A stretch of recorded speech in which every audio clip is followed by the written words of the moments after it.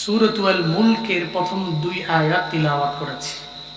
সূরাতুল মুলক ফেমাস, যার কাছে জিজ্ঞেস করবেন সূরা মুলক চিনো, চিনি, জানো, জানি, শুনছো, শুনছি।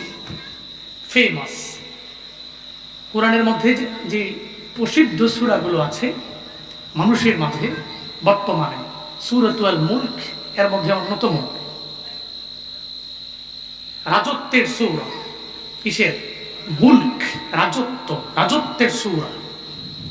আল্লাহ পাক সূরাতুল মুলকে প্রথমেই নিজে যে রাজাধিরাজ, নিজেই যে মালিকুল মুলক, এ ব্যাপারে আল্লাহ বলেছেন তাবারাকাল্লাযী বিয়াদিহিল মুলকু ওয়া হুয়া আলা কুল্লি শাইইন কাদির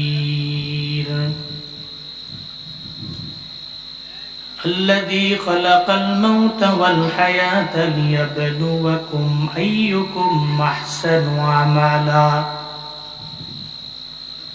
وهو العزيز الغفور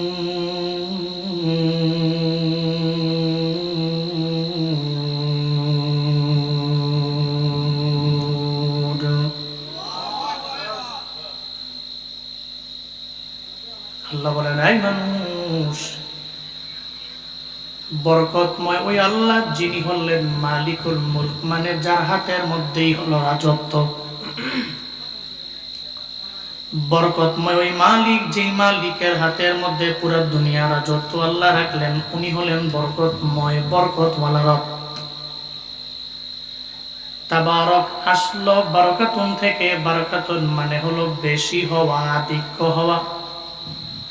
বাবে তাফাউলের সিগার কারণে আধিক্য বেশি বুঝায়, বেশি রেও আরো বেশি বুঝায়। আল্লাহ পাক বলেন তাবারাকা, বরকতময় রব যার হাতের মধ্যে হইল রাজত্ব, যিনি হলেন রাজাধিরাজ, মুলকের মালিক। আল্লাহ পরায়াতে এই ব্যাপারে আবারও জানায় দেয়, আমি আল্লাহ যেমন মুলকের মালিক, আমি আল্লাহ যেমন রাজত্বের মালিক। قل اللهم مالك الملك تؤتي الملك من تشاء وتنزع الملك ممن تشاء وتعز من تشاء وتذل من تشاء بيدك الخير إنك على كل شيء قدير।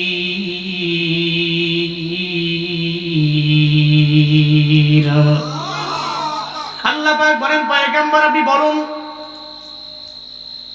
আল্লাহুম্মা মালিকাল মুলক, হে মালিক তুমি রাজত্বের রাজাধিরাজ। তুতিল মুলকা মান তাশা, যারে মন চায় আমার মাওলা রাজত্ব দিয়ে দেয়। আল্লাহ যারে চায় না তারে দেয় না। আল্লাহ যারে চায় ওই বান্দারে এই রাজত্বের কিছু অংশে রাজা আমার মাওলা বানায় দেয়। যেমন বানাইলেন পুরো দুনিয়া রাজত্ব দিয়ে দিলেন চারজনের, এর মাঝে দুইজন মুসলমান আর দুইজন বেদিন কাফের। যেই চারজনকে আল্লাহ পুরো দুনিয়া রাজত্ব দিলেন, এর মাঝে দুইজন মুমিন, একজন মুমিন আবার নবী ও হযরত সুলাইমান আলাইহিস সালাতু ওয়াস সালাম, আবার আরেকজনের মাঝে হলো বাদশা যুলকারনাইন। আল্লাহ এই দুইজনের রাজত্ব দিয়ে দিলেন। আল্লাহ কয়, আমি আল্লাহর হাতে বিয়াদিহিল মুলক, তার হাতের মধ্যে রাজত্ব। আবার যারে মন চায় তুতিল মুলকা মান তাশা, আমার আল্লাহ যারে মন চায় ওই রাজত্বের অংশ, কোন অংশের মালিক তারে বানায় দেয়। আমি আল্লাহ তোরে এই অংশের মালিক বানাইলাম, তবে নির্ধারিত টাইমের জন্য আল্লাহ বানায়। যখন তার ভিতরে তাকাব্বুরি চলে আসে, একটা ভাব চলে আসে, ও যদি মনে করে এই সব রাজত্বের একচ্ছত্র মালিক আমি, আমার উপরে এই দুনিয়ার মধ্যে আর কেউ নাই, আল্লাহ কয় তুই যদি বাড়াবাড়ির মাত্রাটা বাড়ায় দাও, দাও, আর যদি মানুষের উপরে জুলুমের মাত্রা বাড়াও, নির্যাতনের মাত্রা বাড়ায় দাও, তোর নির্যাতনের কারণে 5 বছর তুই ক্ষমতায় থাকতে পারো, অথবা 10 বছর থাকতে পারো, অথবা 16 বছর পর্যন্ত ঠেল্লা ঠেল্লা যাইতে পারো, এরপরে খাওয়া নাই। আমি আল্লাহ যখন ধরি আমি আল্লাহ ওয়াতানজিউল মুলকা মিম্মান তাশা, আমি আল্লাহ কান ধইরা অপমান কইরা চেয়ার থেকে নামাই, ঠিক কিনা? আল্লাহ কয় আমার হাতে রাজত্ব, আমি আল্লাহ যারে চাই রাজত্ব আমি আল্লাহ দেই, আমি আল্লাহ যারে চাই না তারে দেই না। আল্লাহ কত ইজ্জু মান তাশা, আল্লাহ যারে চায় তারে ইজ্জত দেয়, অত দিল্লু মান তাশা, আল্লাহ যারে চায় না তারে ইজ্জত দেয় না। আল্লাহ জিল্লতি দিয়া দেয়, লাঞ্ছিত করে, অপমানিত করে। তাহলে দুনিয়ার সব রাজত্বের মালিক হলেন আমার আল্লাহ। জনগণ ক্ষমতার উৎস নয়, ক্ষমতা দিতে পারে আমার মালিক। দুনিয়ার মানুষগুলো ক্ষমতায় বসাইতে পারে না। আল্লাহ চাইলে পুরো মুলকের রাজত্ব আল্লাহ বান্দারে দিতে পারে, আল্লাহ চাইলে বাংলাদেশের রাজত্ব তারে দিতে পারে, আল্লাহ চাইলে আমেরিকার রাজত্ব তারে দিতে পারে। কিন্তু ও যদি বাড়াবাড়ির মাত্রা বাড়ায় আল্লাহ আবার নামায়া দেয়, তবে জনগণ তারে ধইরাই না বসায় দেয় এমন না। আল্লাহ তারা চাইছে এজন্য বসাইছে। তবে মনে রাখবেন, এজন্য তো দেখবেন মাঝে মাঝে এই শিরকি কথাবার্তা অনেকে বলে, কুফুরি কথাবার্তা অনেকে বলে, আমার ক্ষমতার সম্পূর্ণ উৎস হলো জনগণ, অথচ ক্ষমতায় জনগণ বসায় না, ক্ষমতা দেওয়ার মালিক একজন, চিল্লা বলেন তার নাম। আল্লাহ রাজত্বের মালিক, এজন্য উনি রাজত্ব দেন। আল্লাহ এজন্যই সূরাতুল মুলকের প্রথম আয়াতের মধ্যে ওনার পরিচয় দিয়ে দিলেন বরকতময় রব, যার হাতের মধ্যেই মুলক, যার হাতের মধ্যেই রাজত্ব, যার হাতের মধ্যেই ক্ষমতা, যার হাতের মধ্যেই হলো পাওয়ার। ওয়া আলা কুল্লি শাইইন কাদির। আল্লাহ যখন চায় সব বিষয়ের উপরে ক্ষমতা রাখতে পারে কি পারে না? পারেনি। দুনিয়ার মানুষের লেবার লাগতে পারে, দুনিয়ার মানুষের শ্রমিক লাগতে পারে, দুনিয়ার মানুষের চলার পথে অনেক সেনাবাহিনী লাগতে পারে, পুলিশ লাগতে পারে, আর্মি লাগতে পারে, বিডিআর লাগতে পারে। আল্লাহ কয় আমার কিচ্ছু লাগবে না। আমি আল্লাহ চাইছি, বললাম কোন, আমি আল্লাহ বললাম হও, আমি আল্লাহ কোন বলতে দেরি পায়া কোন, এটা হইতে বিন্দু মাত্র পরিমাণ দেরি নাই। আমি আল্লাহর কিছু লাগে না, সব বিষয়ের উপরে আমি আল্লাহ ক্ষমতা রাখতে পারি, পাওয়ার খাটাইতে পারি। আল্লাহ সূরাতুল মুলকের 2 নম্বর আয়াতের মধ্যে জানায়া দিলেন, আল্লাযী খালাকাল মাউতা ওয়াল হায়াতা লিয়াবলুয়াকুম আইয়ুকুম আহসানু আমালা ওয়া হুয়াল আজিজুল গফুর।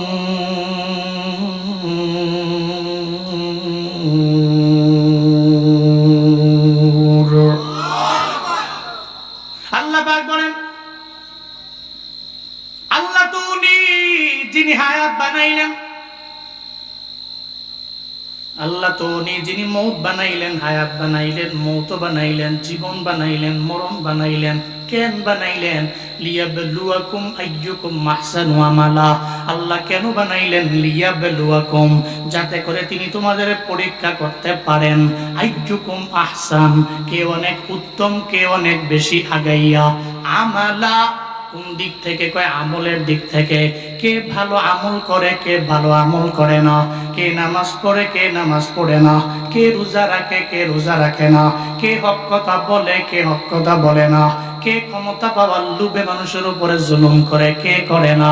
এক কথায় বান্দা কি আমি আল্লাহ, আমি যে তারে পাঠাইছি ইবাদতের জন্য, ও কি ইবাদতের মাত্রা বাড়াইলো নাকি কমায়া দিল?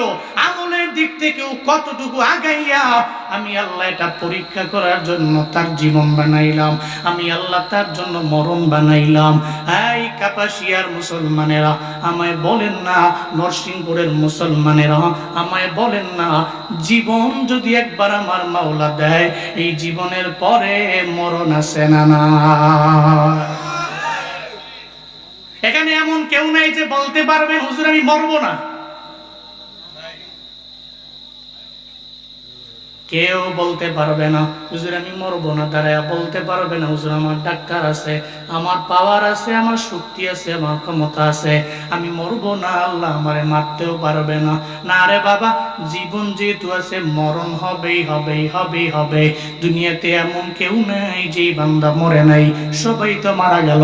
হযরতে আদম নবী তো আমগো আদি বাবা, এই আদি পিতাকে আল্লাহ কত মায়া করে বানাইলেন। আমার আল্লাহ যে বানাইয়া আদম নবীরে হায়াত দিয়া দিলেন 1000 বছর, ওই আদম নবীও তো দুনিয়া থেকে বিদায় নিয়ে চলে গেলেন। 940 বছর আদম নবী যখন হয়ে গেল, আল্লাহ কয় মালাকুল মউত আদম নবীর দরবারে যাও, তাকে কি তার রূহটাকে কবজ করো। আদম নবীর দরবারে চলে আসলো মালাকুল মউত, আয়েশা কয় ইয়া আদম আনা মালাকুল মউত উকিলা বিকুম, এই আদম তোমার দরবারে চলে আসলাম, রূহটাকে কবজ করার জন্য তোমার দরবারে হাজির হয়ে গেলাম। এই মালাকুল মউত তোমার রূহটাকে আমি কবজ করে নিয়ে যাব। এটা বলার পরে আদম নবী জানায়া দেয়, এই তুই আমার রূহটাকে কবজ করার জন্য বুঝি আসলা? হায়াত কয় বছর চলে? কয় 940। কয় বাকি আছে আরো 60।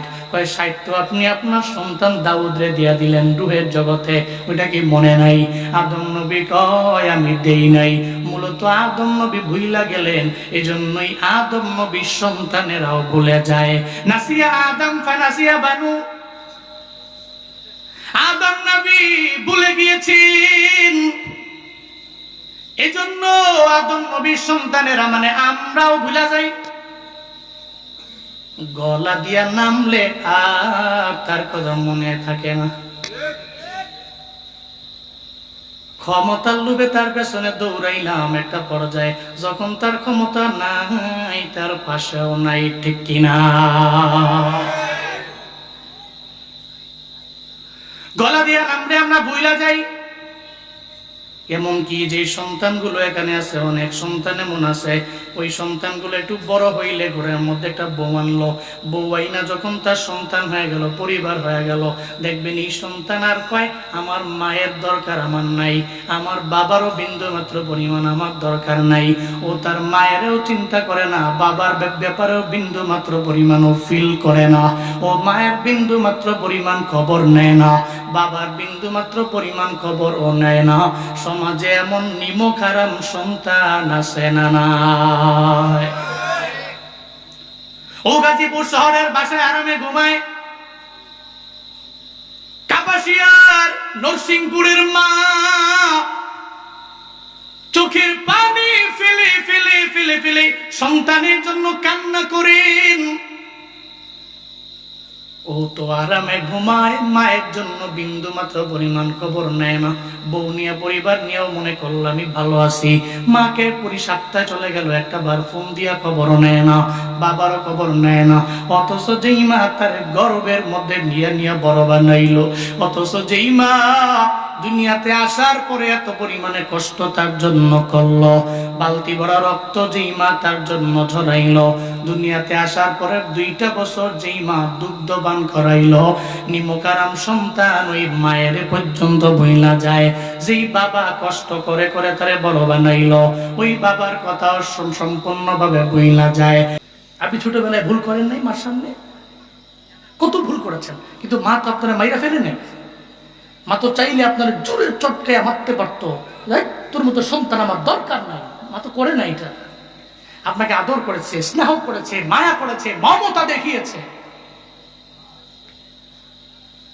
মনে রাখবেন, যেদিন বিদায় নিবে ওদিন চোখের পানি ফালা কাঁদলেও জীবনে কোনোদিন আর মা আপনার সামনে আসবেন। এই ময়দানে তাদের আম্মা আছে, আব্বা আছে, এরা বুঝে না, তাদের নাই, এরা হারে হারে টের পায়। জীবনের মূল কষ্ট মায়ের প্রসব, এমন মাকে কেমনে আজি যাব আমি ভুলিয়া, ও আমার প্রাণের মা, মা গো মা, কোথায় গেলে মোরে ছাড়িয়া, জনম দুঃখী এতিম আমি, চাই না কেহ ফিরিয়া, জনম দুঃখী এতিম আমি, চাই না কেহ ফিরিয়া। আমি যখন ছিলাম আমার মায়েরই উদরে,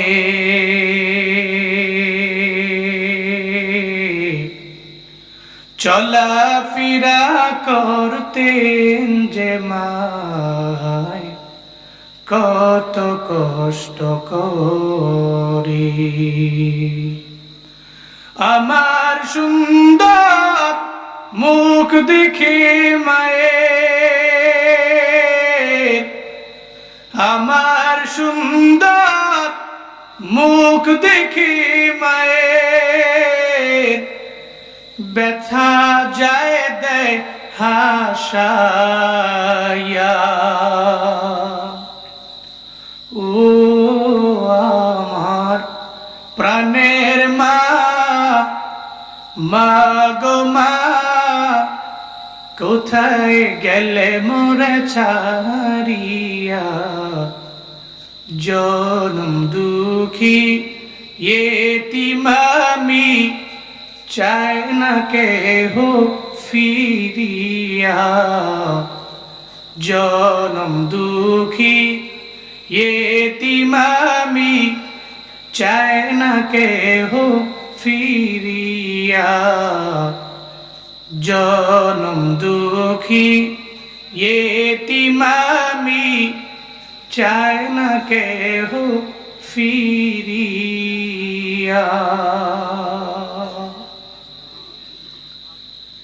যেদিন মায়ের বিদায় নিয়ে চলে যাবে, ওদিন মায়ের কবরের সামনে গিয়া কানলেও মায় আসবে না। এখানে অনেক মুরব্বী আছে যারা মা হারায় চোখের পানি ফেলে ফেলে গভীর কান্দে, কবরের সামনে যায়, যে মায়ের জোরে জোরে মা বইলা ডাক দেয়, বুকের মধ্যে থাপ্পড় মারে। এরা বাবার বড় পাগল রে, মায়ের বড় পাগল, কিন্তু পায় না। বহু মুরব্বী আছে ঈদের দিনে দিনের বেলা সেমাই খায় না, মায়ের পাগল। নাতিয়া যা বলে, ও দাদা কেন তুমি সেমাই খাও না? কয় আমার মায়ের কথা মনে পড়ে গেল। আমার যে মা আমার জন্য এত পরিমাণে কষ্ট করলো, এই মা নাই। আমি চাইলেও যত দামি সেমাই আমায় দেও, আমি খাইতে পারি না, আমার ভিতর দিয়া যায় না। চোখের পানি ফেলে ফেলে কাঁদবি ও যুবক, যেদিন মা হারাবে, বাবা হারা যাবে, ওদিন চোখের পানি ফেলে ফেলে কান্না করলেও মায়ের থেকে আর দোয়া নেওয়া পসিবল হবে না, মাত্র চইলাই গেল। বলতেছিলাম মা আদম নবী ভুলে গেলেন, এই জন্য আদম নবীর সন্তানেরাও দেখবেন কোথায় কাজে অনেক কিছু ভুইলা যায়। শুধু তাই না রে বাবা, এরা এমন ভাবে ভুলে যায়, নির্বাচনের আগে বলে এই রোডের কাজ সুন্দরভাবে হবে, তোমরা যেমনে বলো সেমনে হবে। যখন মুসাফা করে মনে হয় হাত না একটা বালিশের সঙ্গে মুসাফা করলাম। নির্বাচনের আগে এক কথা কয়, যখন নির্বাচনে ফার্স্ট কইরা নিজে বড় এমপি হয়ে গেল, চেয়ারম্যান হয়ে গেল, এরপরে আর জনগণের খবর নেয় না। গত 16 বছরে মানুষের উপর জুলুমেরা কম করে নাই, ঠিক কিনা?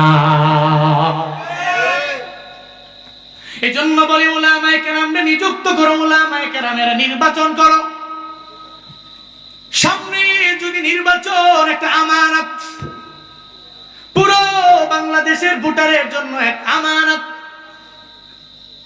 আপনি কারে আপনার আমানতটা দিলেন, আপনি কারে দিলেন হকটা আপনি আপনার কার উপরে হ্যান্ডওভার করলেন, আপনার আমানতটা আপনি কোন জায়গায় ঠিক রাখলেন কিনা, কোন জায়গায় দিলেন, একটু বালিশে মাথা লাগায় চিন্তা করবেন। আপনি বিবেকরে জিজ্ঞাসা করবেন, ও মন রে, কারে বানানো যায়, কারে আমার নেতা বানানো যায়, কারে আমার লিডার বানানো যায়। তবে যাওয়ার আগে একটু চিন্তা করেন রে বাবা, এমন কেউ লিডার বানাবেন না যে লিডার আসার পরে জুলুম করবে, নির্যাতন করবে, মানুষের উপরে অন্যায়ের মাত্রা বাড়ায়া দিবে, নির্যাতনের মাত্রা বাড়ায়া দিবে। আপনার আমানতটা ঠিক জায়গায় যাবে, আপনি খেয়ানতকারী হবেন না, নিজের আল আমিন বানাবেন রে বাবা। এমন আমানতদার বানাবেন, এমন একজন নেতা বানাবেন যেই নেতা আপনার এলাকায় আসার পরে কারো উপরে জুলুম করবে না, কারো উপরে দুর্নীতিও করবে না। এমন ব্যক্তিরে বানাবেন যারা ভোটের আগে যেই কথা কয়, ভোটের পরেও তারা একই রকম কথা কয়। নেফাকি যাদের অন্তরের মধ্যে নাই। ইন ফিউচারে এমন ব্যক্তিরে নির্বাচন করবেন কারা কারা? দুইটা হাত তুইলা রহমানের দেখা। আল্লাহ কবুল করেন, পড়ে না আমিন, আরো জোরে পড়ে না আমিন। দেখাইছেন কারে? রহমানকে দেখিয়েছেন, আল্লাহকে দেখিয়েছেন, আল্লাহরে। এই জন্য আপনার উপরে ডিসিশন ইজ ইয়োর্স, আপনার সিদ্ধান্ত, আপনার আকল তো আপনার কাছে, বিবেক তো আপনার কাছে।